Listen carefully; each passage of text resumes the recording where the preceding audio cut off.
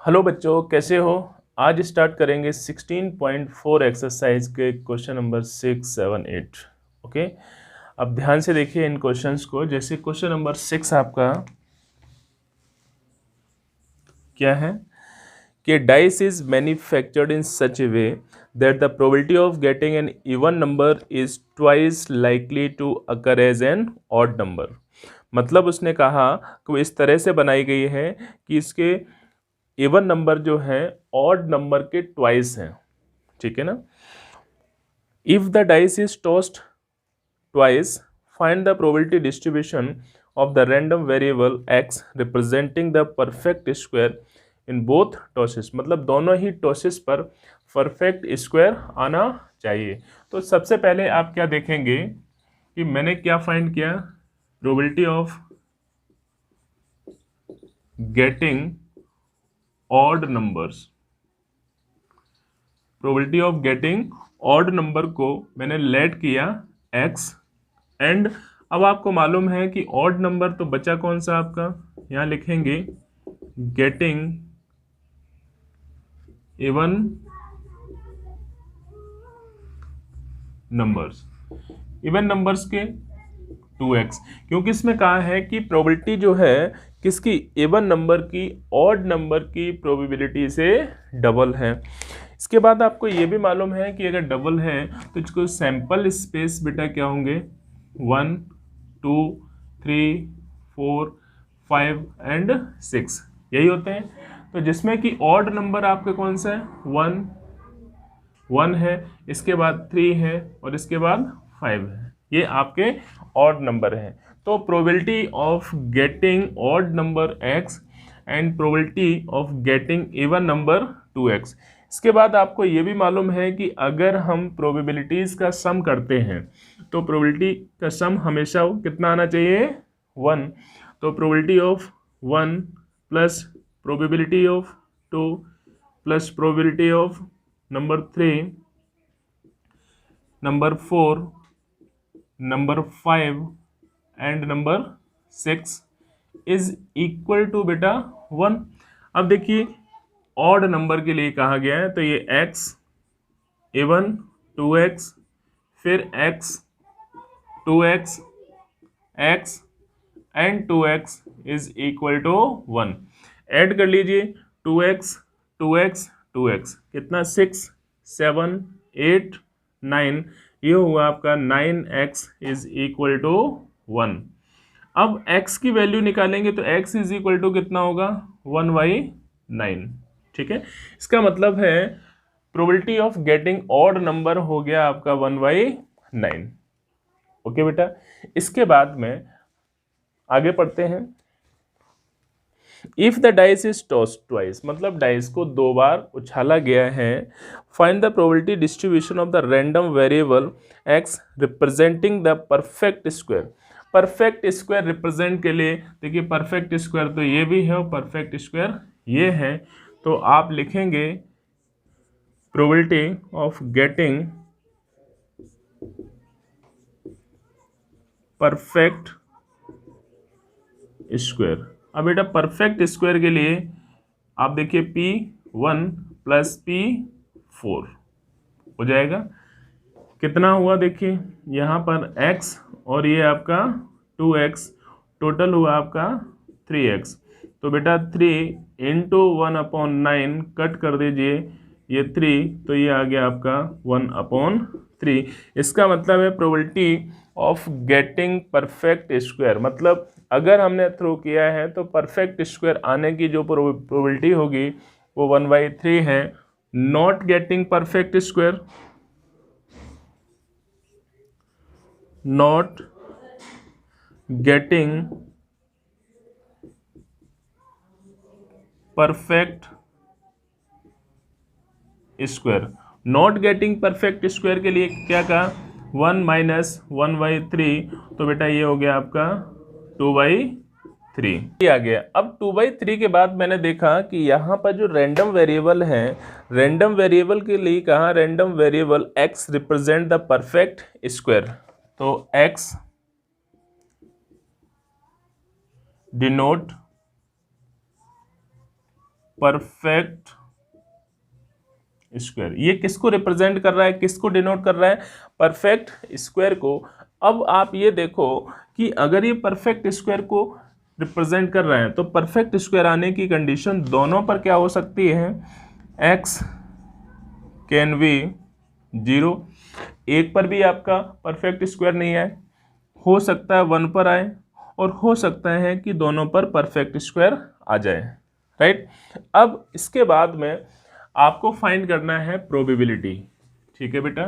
अब देखिए next step जो आपका होगा कि अगर रैंडम वेरिएबल x है तो यहाँ लिखेंगे when x is equal to 0 then p x is equal to 0। Condition क्या होगी, टोटल, यहाँ देखिए अब हमने क्या किया बेटा, जो आपके परफेक्ट स्क्वायर थे उस परफेक्ट स्क्वायर को मानेंगे पी ए, और नॉट गेटिंग परफेक्ट स्क्वायर को पी ए नॉट, ये ध्यान रखेंगे। नॉट गेटिंग यहाँ लिख देता हूं, इसका मतलब हो गया गेटिंग परफेक्ट स्क्वायर, ओके। और पी ए नॉट का मतलब हो गया नॉट गेटिंग परफेक्ट स्क्वायर। ये सिंपल सा है। अब बेटा जरा ध्यान से देखो, यहाँ पे पी एक्स इक्वल टू 0 मतलब एक बार भी आपका परफेक्ट स्क्वायर नहीं आया, तो नहीं आया तो क्या आया होगा, इसको लिखेंगे not getting perfect square. Second time भी आपकी यही कंडीशन। अब देखिए आपकी जो वैल्यू फाइंड हुई ए नॉट, यहाँ पर ये हुआ आपका 1/3 और ये आ गया था 2/3, तो इसको लिखेंगे 2/3 इंटू 2/3 इज इक्वल टू बेटा हो गया 4/9, अंडरस्टूड। सेकेंड, फिर मान लीजिए x इज इक्वल टू 1, एक थ्रो पर आपका परफेक्ट नंबर आता है तो p x is equal to 1, यहाँ लिखेंगे p a, ठीक है बेटा, और p a नॉट। ऐसा भी हो सकता है कि मान लीजिए पहले आपका परफेक्ट स्क्वायर नंबर ना आया हो, सेकंड टाइम्स में आपका परफेक्ट स्क्वायर आया हो, ये कंडीशन बन सकती है। तो इसके लिए हो गया 1/3 इंटू 2/3 प्लस 2/3 इंटू 1/3, तो ये देख सकते हैं आप कितना हुआ 2/9 प्लस 2/9, टोटल 4/9 हो गया। Is it clear. Second thing, अब उसने ये कहा है कि x इज इक्वल टू 2, दोनों पर परफेक्ट। अब दोनों पे परफेक्ट है, इसका मतलब p x is equal to 2, यहाँ कंडीशन होगी p a into p a, दोनों पर परफेक्ट। ये होगा 1/3 और ये 1/3, बेटा ये हो गया टोटल 1/9। इसके बाद आपसे ये कहा जाएगा कि आप जो है इसकी टेबल बनाइए, प्रोबेबिलिटी डिस्ट्रीब्यूशन टेबल। तो प्रोबेबिलिटी डिस्ट्रीब्यूशन टेबल को जब आप ड्रॉ करेंगे तो सबसे पहले क्या लिखना है, यहाँ पर x, यहाँ लिखेंगे पी एक्स इक्वल टू, अब x लिख दिया दैट्स इनफ। पहले कितना 0 1 एंड 2, 1 देखिए 4/9, 0 देखें 4/9 और 2 1/9। इसके बाद आपको ये भी ध्यान रखना है कि हमें आंसर चेक करना है, और आंसर कैसे चेक करेंगे, तो यहाँ देखिए 4 और 4 8 और 1 9, 9/9 1 होता है। इसका मतलब बेटा प्रोबेबिलिटी डिस्ट्रीब्यूशन टेबल आपके करेक्ट है, ओके।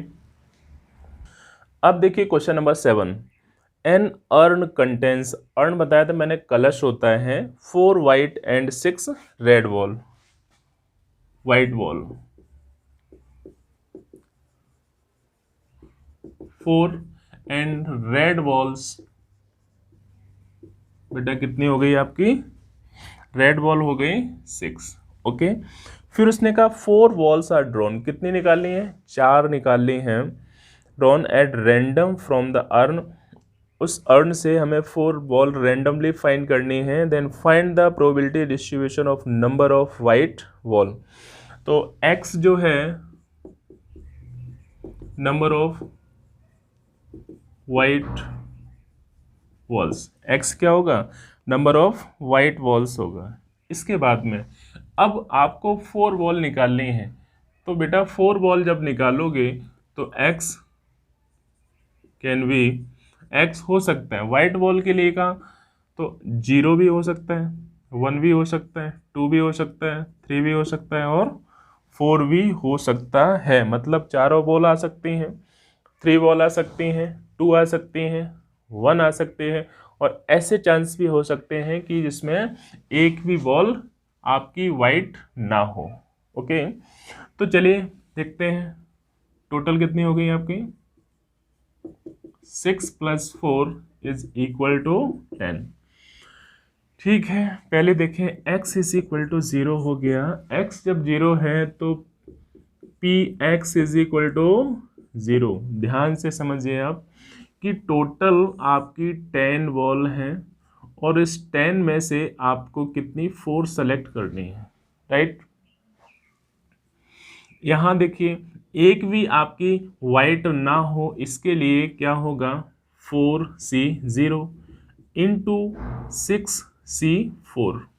ओके बेटा, यहाँ देख सकते हैं 4C0 की वैल्यू कितनी होती है 1 इंटू, इसे सॉल्व करेंगे तो ये हो गया 6 factorial upon 6 - 4 2 factorial into 4 factorial upon इसी तरह से 10 - 6 10 - 4 6 आएगा तो यहाँ पे 10 इंटू डायरेक्ट लिख दीजिए 10 into 9 into 8 into 7 into 6 factorial upon बेटा 6 फैक्टोरियल इंटू 4 फैक्टोरियल।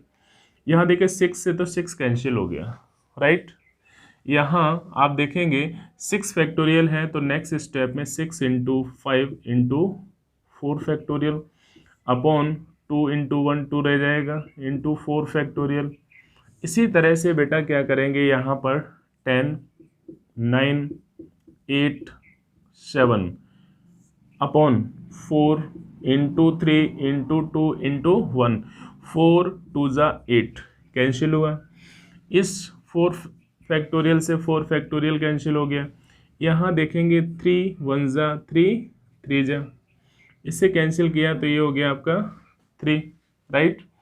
आगे देखो अब यहाँ कुछ कैंसिल होने वाला नहीं है, सिर्फ आपका बच्चा ये इस 3 से ये 3 कैंसिल हो जाएगा बेटा। अब 5 1 ज़ा 5 5 2 ज़ा 10, नीचे सिर्फ 2 है तो अगर नीचे केवल 2 बचा, ऊपर आपका कुछ भी नहीं बचा 1 अपॉन यहाँ देखेंगे ओनली आपका हो गया 7 7 2 ज़ा 14।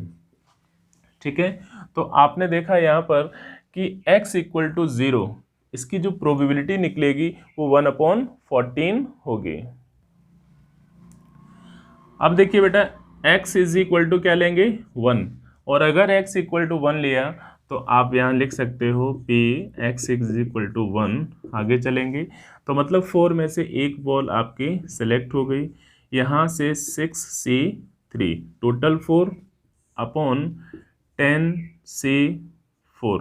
अब यहाँ देखिए 4C1 की जो वैल्यू होगी बेटा 4 इंटू इसी तरह से 6 फैक्टोरियल अपॉन 3 फैक्टोरियल और 6 - 3 3 फैक्टोरियल अपॉन यहाँ 10 factorial means 10 into 9 into 8 into 7 into 6 factorial upon 10 - 4 6 factorial into 4 factorial को आप लिखेंगे 4 फैक्टोरियल। आगे देखो यहाँ बेटा 4 into 6 factorial means 6 into 5 into 4 3 factorial से 3 फैक्टोरियल कैंसिल हो जाएगा, यहाँ बचेगा 3 फैक्टोरियल 3 फैक्टोरियल का मतलब 3 into 2 into 1 upon same as a, इससे ये कैंसिल हुआ बचा 10 तो 10 into 9 into 8 into 7 upon 4 factorial 4 into 3 into 2 into 1, देखिए 3 2 जा 6 कैंसिल, 4 2 जा 8, राइट। और यहाँ से कैंसिल किया 3 1 जा और 3 3 जा। अब आप देख सकते हो और कुछ कैंसिल हो, तो यहाँ आपने लिखा 4 इंटू 5 इंटू 4, नीचे कितना बच गया आपका 10 इंटू 3 इंटू 7, राइट। अब देखो बेटा, आपने क्या किया 5 1 जा 5 2 जा, राइट, 2 1 जा 2 2 जा, तो इस तरह से ये हो गया आपका 8/21, राइट। तो इसे आप लिख सकते हैं यहाँ पर इज इक्वल टू 8/20। अब देखिए x इज इक्वल टू हुआ 2, तो ये होगा p x is equal to 2। यहाँ से देखें आप 4c2 इंटू 6c2, आप देखिए 2 2 जा 2 और 2 हो गया 4 इन 10c4, सॉल्व कर लीजिए। 4 factorial upon 2 factorial into 2 factorial into 6 factorial upon 6 minus 2 4 factorial into 2 factorial upon में बेटा 10 फैक्टोरियल। अब देखिए 10 फैक्टोरियल है, नीचे कितना आएगा 10 माइनस 4 6 फैक्टोरियल इंटू 4 फैक्टोरियल। क्या हम इसको इतना भी लिख सकते हैं 10 into 9 into 8 into 7 into 6 factorial. अब इस 6 फैक्टोरियल से 6 फैक्टोरियल कैंसिल हो गया। यहाँ देखिए आप इसे अलग अलग लिखेंगे तो ये हो गया 4 इंटू 3 इंटू 2 इंटू 1, इसी तरह से 6 इंटू 5, 4 फैक्टोरियल से 4 फैक्टोरियल कैंसिल हुआ,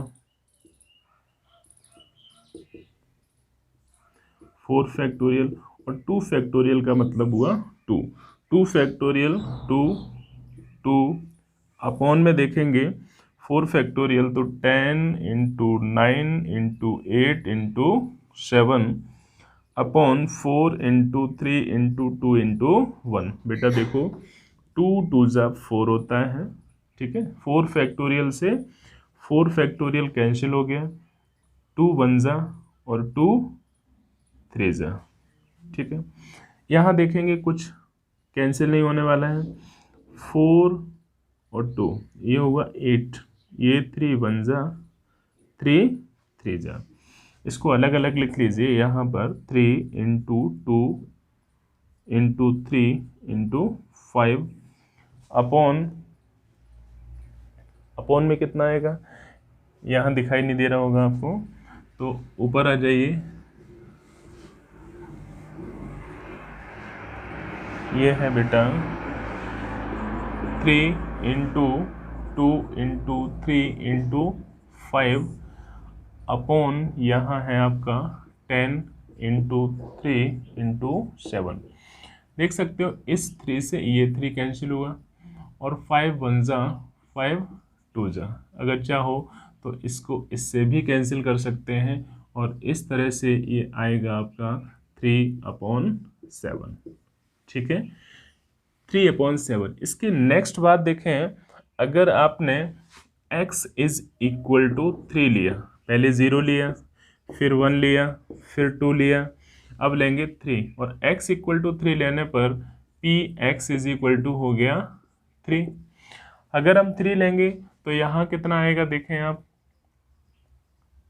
4c3 into 6c1 upon 10c4, right. Solve कर लीजिए 4c3 और 4c3 का मतलब भी 4 होता है, तो ये 4 into 6 factorial upon 6 minus 1 5 factorial, तो इसको लिख दीजिए 6 माइनस 6 इंटू 5 फैक्टोरियल, नीचे 5 factorial into 1 upon 10 into 9 into 8 into 7 into 6 factorial upon 6 factorial into 4 into 3 into 2 into 1। ये इससे कैंसिल हुआ, ये इससे कैंसिल हो गया, 4, ये कैंसिल हुआ, ये 3 3 जा, ठीक है। नीचे कुछ नहीं बचा तो आगे लिख सकते हैं आप 4 इंटू 6 अपॉन, यहाँ देखें 10 इंटू 3 इंटू 7, ठीक है।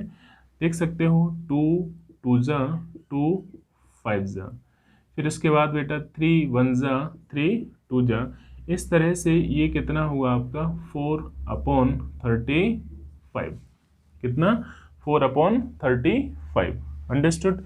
अब आप ध्यान से देखो, ये 4/35 है, अब इसे इरेज करना पड़ेगा, इसलिए इसकी वैल्यू को लिख लेते हैं।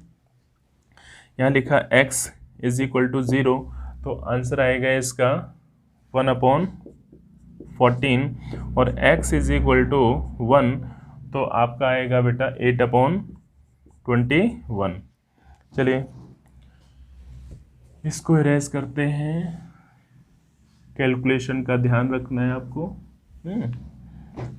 यहाँ x इज इक्वल टू 4 लेते हैं, तो px इज इक्वल टू हो गया 4, चलो कितना 4c4 into 6c0 upon 10c4, ध्यान से इसकी वैल्यू 1, इसकी वैल्यू भी 1 अपॉन, इसे सॉल्व करेंगे तो 10 into 9 into 8 into 7 upon 4 factorial को 4 इंटू 3 इंटू 2 इंटू 1, 4 2 जा 8 और ये आपका 3, तो इस तरह से 1/7 3 जा 21 210 आ गया है। अब हमें क्या करना है, प्रोबेबिलिटी डिस्ट्रीब्यूशन टेबल को बनाना है, बना दीजिए। यहाँ पे x, यहाँ पर आपका px, ये 0 ये 1 ये 2 ये 3 और ये 4, 0 लिखेंगे तब कितना आएगा, 0 लिखने पर 1/14, 1 लिखने पर 8/21, 2 लिखने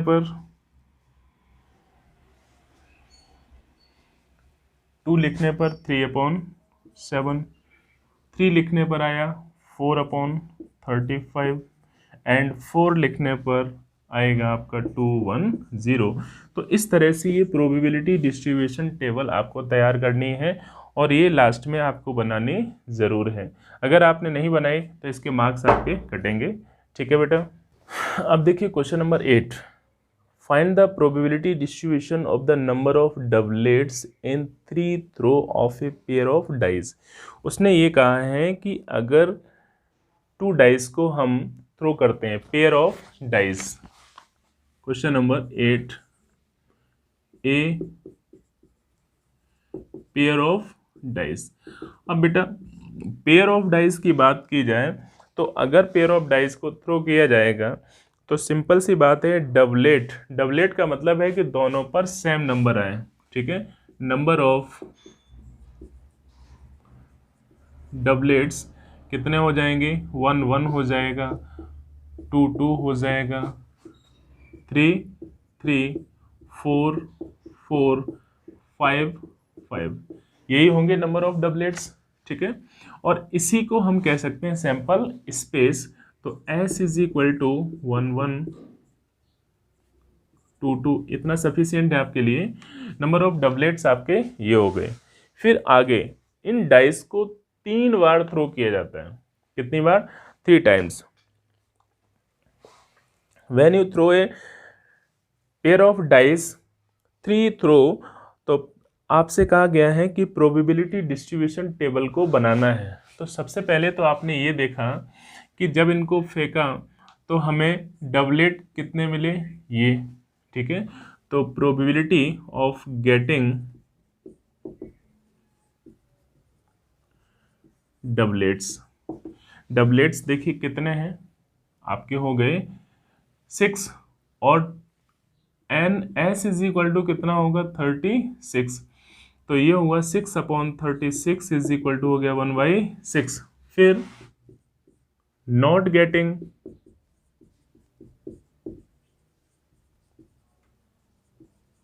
डबलेट्स, नॉट गेटिंग डबलेट्स का मतलब हुआ कि 1 - 1/6 इज इक्वल टू आ गया 5/6।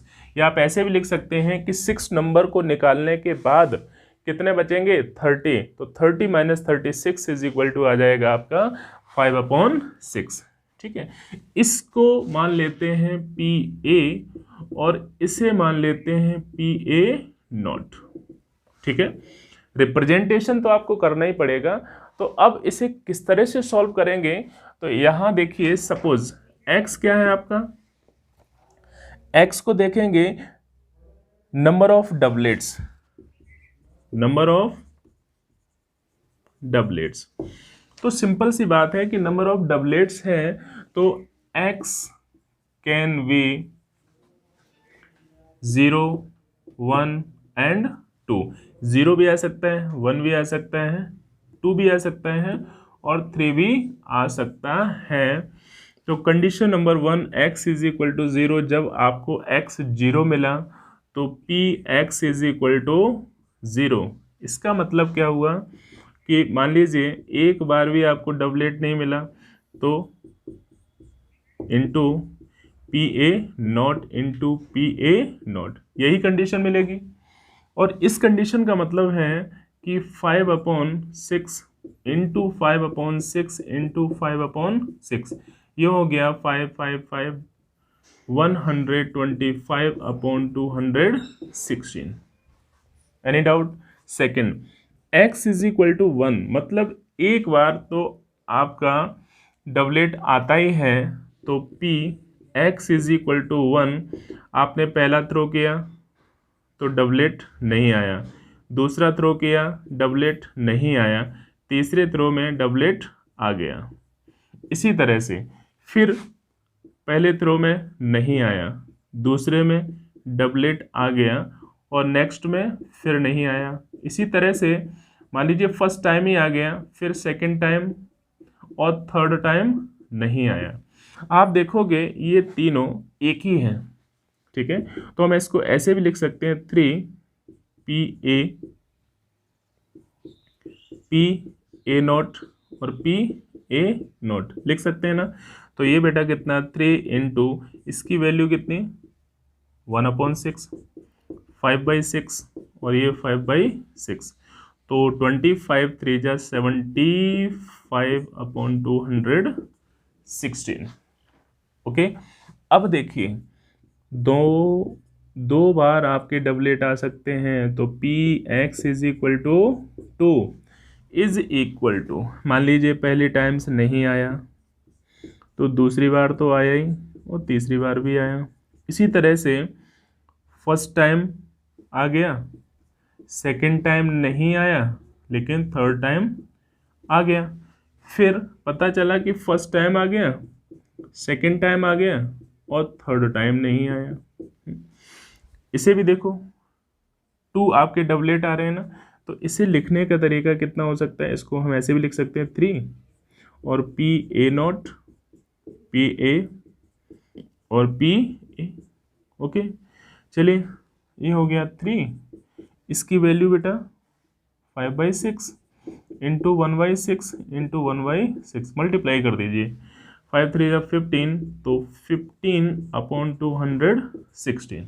राइट, नेक्स्ट, हर बार आपका डबलेट आया तो p x is equal to 3, मतलब पहली बार भी आ गया डबलेट, दूसरी बार भी डबलेट आया और तीसरी बार भी डबलेट आया। इसका मतलब है 1/6 1/6 1/6, तो टोटल हो गया 1/216। एक बार भी डबलेट नहीं, एक बार डबलेट, सेकेंड टाइम्स और 2 टाइम्स डबलेट और 3 टाइम्स डबलेट। अब क्या करना है, आपको टेबल बनानी है, तो टेबल बेटा कैसे बनेगी,